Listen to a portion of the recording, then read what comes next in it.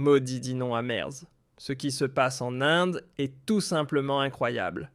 Si comme moi vous pensez que l'Allemagne devrait passer en premier et non se lancer dans des aventures globalistes douteuses, alors vous êtes au bon endroit.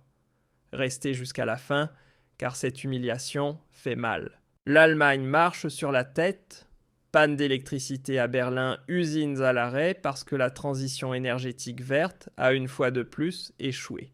L'inflation dévore nos retraites pendant que le gouvernement se dispute pour des broutilles. Lui, il fait ses valises et part pour l'Inde, alors que la moitié du pays est plongée dans le noir. Merz doit absolument aller se battre pour l'Ukraine à Ahmedabad. Les priorités, les amis. Ce n'est pas seulement gênant, c'est un scandale qui montre comment Merz trahit notre nation. Et vous savez qui a été la première à voir clair dans ce jeu, Alice Weidel de l'AfD. Elle parle de déni de réalité et elle a sacrément raison. Pourquoi l'Inde partenaire proche de la Russie écouterait-elle un donneur de leçons morales allemand comme Merz? L'Inde commerce 2 fois plus avec la Russie qu'avec l'Allemagne. La Russie est le 4e partenaire économique de l'Inde. Devant les États-Unis, la Chine, les Émirats. Et l'Allemagne 12e place à peine 30 milliards d'euros d'échanges de marchandises face aux accords massifs conclus avec Moscou. Modi n'a absolument aucun intérêt à risquer cette relation en or avec Poutine pour Merz. Les deux ont conclu des accords de plusieurs milliards sur le pétrole, les armes, tout ce dont nous ne pouvons que rêver en Europe. Et Merz, il débarque et veut faire la leçon à Modi, sur l'Ukraine, dans un pays qui considère la Russie comme un allié, alors que l'UE se distingue par des réglementations sans fin, une bureaucratie centralisée et une ingérence permanente dans les affaires nationales, les BRICS misent sur exactement l'inverse, moins de contraintes, plus de flexibilité et surtout la souveraineté nationale. Une fois arrivé en Inde, Modi a tout simplement tourné Merz en ridicule. Lors de la conférence de presse, Merz déclare d'un ton grave « L'Europe est en danger, la Russie est notre ennemi ». Et Modi se tient à côté, incapable de retenir un sourire en coin. Ça se voit clairement. Cet homme ne prend absolument pas le politicien allemand au sérieux. Zéro. Nada. Et pourquoi le ferait-il? L'Inde croît à toute vitesse, dépasse même la Chine en tant que championne de la croissance. La Russie et l'Inde avancent grâce à de nouvelles alliances comme les BRICS. Et l'Allemagne, elle décline plombée par la politique catastrophique de gens comme Merz qui nous entraînent dans des guerres et des sanctions inutiles, coûteuses et destructrices. On peut penser ce qu'on veut de l'Inde, mais une chose est indéniable chez Modi, c'est un dirigeant qui défend réellement son pays et place toujours ses intérêts au premier plan. En même temps, il garde le canal ouvert avec l'Occident, discute avec l'Europe, les États-Unis et d'autres partenaires chaque fois que cela sert les intérêts de l'Inde. Et puis vient l'humiliation culturelle. Là, c'est le coup de grâce. Modi traîne Merz jusqu'à l'ashram de Gandhi. Chaussures enlevées à marcher en chaussettes ridicules. Notre politicien arrogant réduit au rôle de touriste. Ensuite, direction la fête traditionnelle des cerfs-volants, où Merz ne savait probablement même plus où était le haut ou le bas. Modi l'exhibe comme un élève en sortie scolaire qui n'a rien compris aux règles. Même Alice Weidel s'en moque sur Twitter. Pendant que Poutine et Modi s'embrassent, comme de vieux amis depuis des décennies, Merz reste là, planté comme invité, mais jamais accueilli. Le petit moraliste européen qui croit sérieusement pouvoir convaincre Modi de sa sainte mission ukrainienne.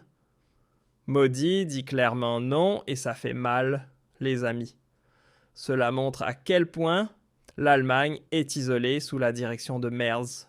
Mais ce n'est que le début. L'Inde se dirige de manière stratégique et sans ambiguïté vers Moscou.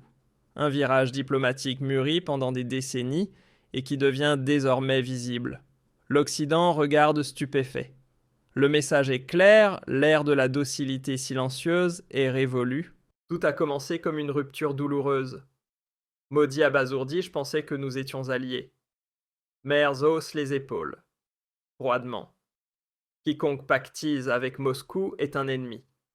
Aucune nuance, seulement une politique de force brutale. 25% de droits de douane sur les exportations indiennes, 36 milliards de dollars dans le secteur énergétique étroitement lié à la Russie. Mers menace comme un patron, intimidé et dominé. Mais l'Inde a changé. Elle ne joue plus selon les règles occidentales que Mers tente désespérément d'imposer. Et ensuite, une véritable leçon de résistance. En moins de 48 heures, l'illusion s'effondre. L'Inde nie avoir stoppé ses importations et les augmente même. Le ministre des Affaires étrangères est clair, nos décisions sont prises dans l'intérêt national, pas à travers le prisme d'un pays tiers. Une clarté absolue. Alors, les chiffres ne mentent pas. L'Inde est en plein boom, l'Allemagne stagne. Un diplomate européen confie en privé Mers ne peut pas se permettre cette guerre. Les dégâts. Dans les conseils d'administration, les chaînes d'approvisionnement, les marchés boursiers. La pression agressive de l'Allemagne menée par Mers crée un effet d'entraînement. Les pays agissent sans demander la permission de l'Occident. Et l'AfD dans tout ça, nous disons voilà exactement ce qui arrive quand on pense de manière globaliste plutôt que patriotique. Weidel a raison, c'est un déni de réalité. L'Inde est en réalité le plus grand partenaire commercial de l'Allemagne en Asie. Attendez non-rectification, du point de vue de l'UE, le partenaire au plus fort potentiel. Mais le conflit Russie-Ukraine a tout mis sur pause. Les relations commerciales sont de facto gelées. L'Allemagne veut isoler la Russie. L'Inde, elle mise sur des relations étroites avec Moscou via les BRICS. À Berlin, on s'inquiète, l'Inde contourne les sanctions et repousse l'influence européenne.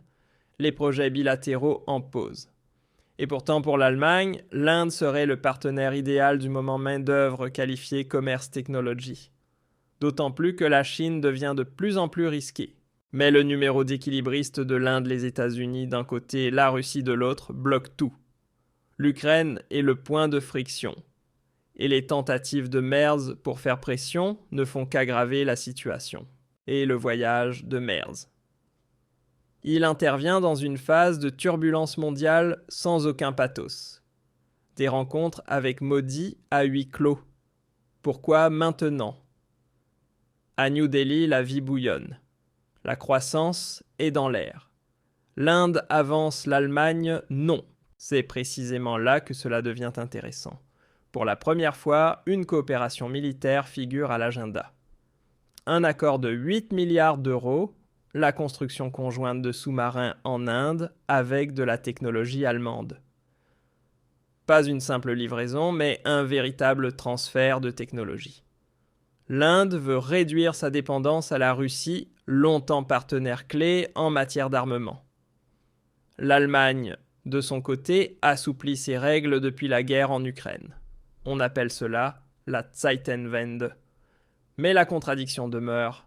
L'Inde reste attachée à la Russie, tandis que l'Europe la considère comme une menace. Merz cherche des marges de manœuvre et échoue lamentablement. À Berlin, il manque une ligne claire. Le chaos typique de la CDU sous Merz.